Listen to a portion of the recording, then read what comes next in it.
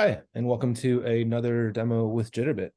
Today we will be exemplifying an integration between Epicor P21 and an e-commerce site, which happens to be Shopify in today's case. However, keep in mind, this could be any other system, be it e-commerce or anything else. So today we will be integrating, of course, using Cloud Studio to move data between Shopify and Epicor, just to give an example of how this works. I'll go ahead and hop into Shopify, where you can see that if I refresh my screen, I currently do not have any customers that were created today. And what I'll do is go ahead and run an operation here out of Jitterbit, where I'm going to query customers out of Epicor P21 and then place them into Shopify. So when we come back to Shopify and refresh the screen, we'll see that we'll have several new accounts.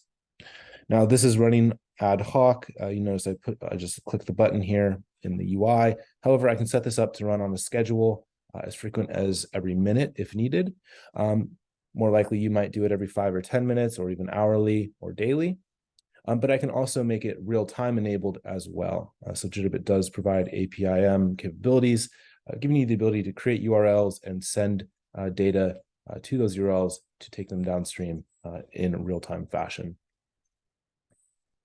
That completed, let's go ahead and jump back into Shopify and refresh our screen, where you can see we now have several new accounts that came to our e-commerce platform through Epicor P21 via Jitterbit.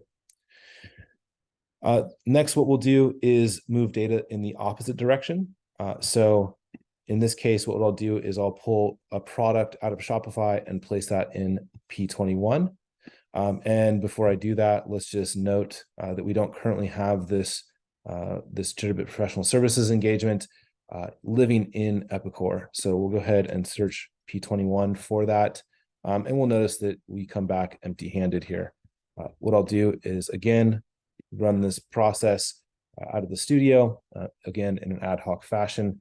But this will query just a single product in this case out of Shopify. However, we could certainly query a batch set of products if needed, and place them all into Epicor. I'm just doing a single product in today's example. Now, all of the mapping is managed within the transformations here, and that gives you free reign to map from any system into Epicor P21 or vice versa. And that completed, let's go ahead and take another look here. So let's take us back to screen and let's search for that one more time. And we'll see that we now have our product living in P21. You can see that I've got the ability to include location data as well as inventory and everything else you would expect when it comes to integrating these two systems and product data amongst them. So that was just a quick example of what it's like to integrate data between Epicor P21 and in this case Shopify. However, that is just representative of an e-commerce platform. This could certainly be anything else that you might need to move data between. If you have any questions, please feel free to reach out. I'd be happy to show this in a real-time fashion or in a demo, or even create extra integrations if you need to see something specific to your use case. Thanks for watching.